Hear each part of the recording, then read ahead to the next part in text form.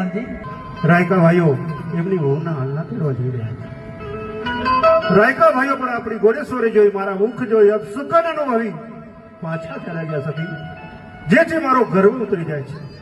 આપણી જ આ પોકરગઢની પ્રજા મારા વિશે આવું વિચારતી હોય, મારા મુખ જોઈ લોકોના શુભ કાર્યોમાં વિઘ્ન પડતા હોય, તો સતિયા હું પોકરગઢનું રાજ સિંહાસન કેવી રીતે શોભાવી શકું?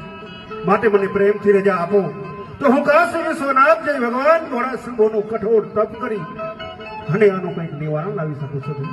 હા સ્વામિનાથ, આપણું પણ કેવું સત્ય છે ને રાયકાભાઈ અને ખેડૂત ભાઈનું પણ કેવું સત્ય છે, કારણ કે આપણે ત્યાં પુત્ર નથી અને પુત્ર વિના આપણે વાંચ્યા અભાગીને અપસુકની છીએ।